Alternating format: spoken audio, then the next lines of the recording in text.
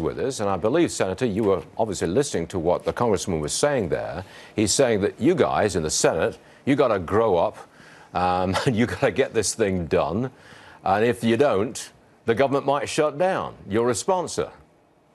Well, I don't think we're going to have a government shutdown. I think our Democratic colleagues are toying with the idea of shutting it down if they think they can blame us for it, but I think most likely we'll pass another, what we call a continuing resolution, which continues government funding. And by the way, Stuart, we all know what we're talking about is actually the funding of a small portion of the total government operations. But that portion, I think, too, will continue.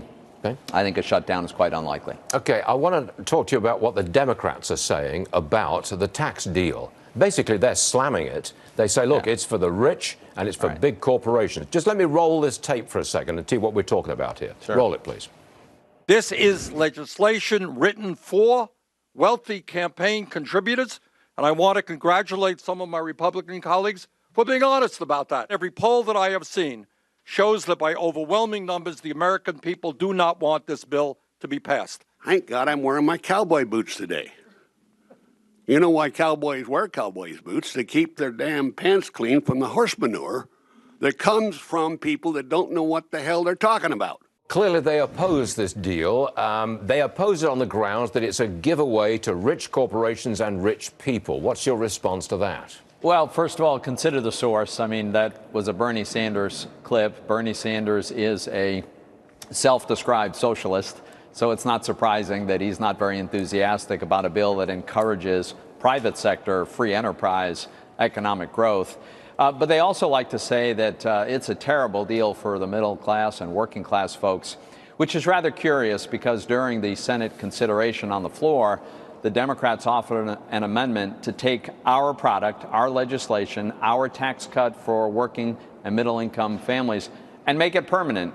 Now, if this was a terrible deal, you would think the Democrats would vote against such a thing. In fact, every Democrat voted in favor of that amendment. So I appreciate when it actually comes to action, they've validated what we've done here. Can we just talk to you a little bit about this repatriation tax? I'm not sure of the official name, but I believe it is a very low rate of tax. We're talking about 10%, I think, which will be imposed on companies with a lot of money overseas. If you bring it back, you pay a 10% tax on it. If you don't bring it back, you're going to pay a 10% tax on it. Is that how it works?